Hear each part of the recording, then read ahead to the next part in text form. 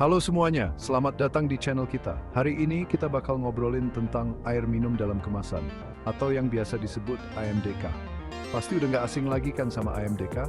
Mulai dari yang harganya murah meriah sampai yang lumayan mahal, semuanya gampang banget ditemuin di mana-mana. Nah, pernah kepikiran nggak sih, sebenarnya AMDK itu apa? Aman nggak ya kalau diminum terus-terusan? Daripada banyak pertanyaan, mending kita bahas tuntas di video kali ini.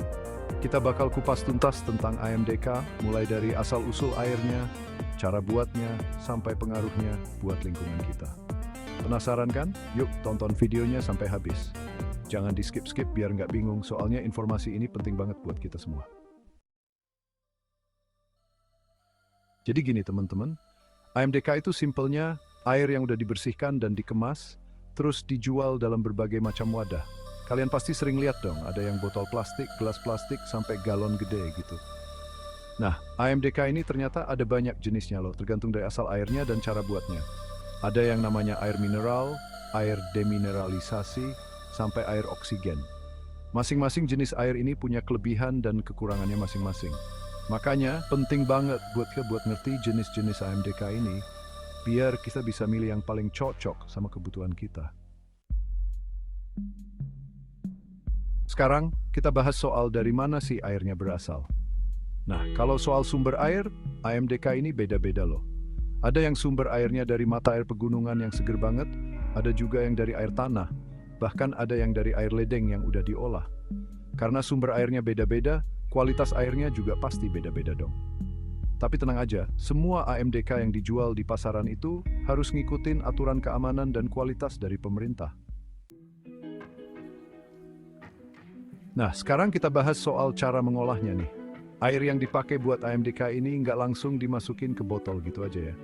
Airnya harus melewati beberapa tahap pembersihan dulu, kayak disaring, terus ada juga yang dikasih ozon atau sinar UV buat ngilangin bakteri jahatnya.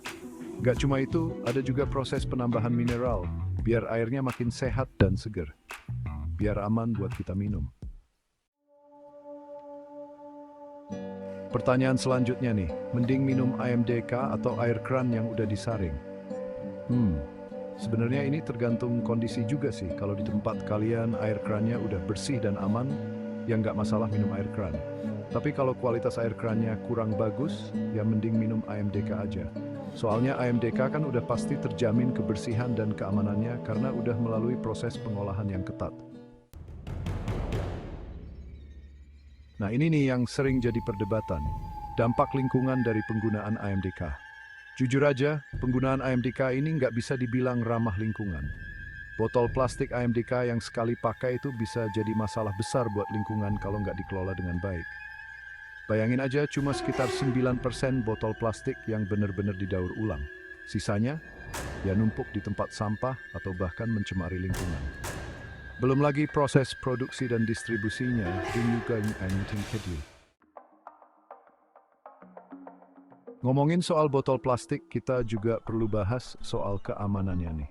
Botol plastik PET yang biasanya dipakai buat AMDK itu sebenarnya aman kok buat sekali pakai.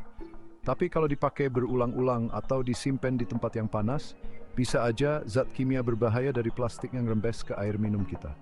Jadi, mending hindari deh penggunaan ulang botol plastik AMDK. Terus simpen AMDK di tempat yang sejuk dan terhindar dari sinar matahari langsung.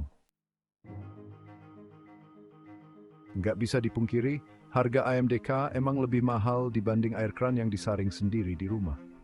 Tapi, di daerah yang kualitas airnya kurang bagus, AMDK bisa jadi solusi praktis buat dapetin air minum yang aman dan sehat.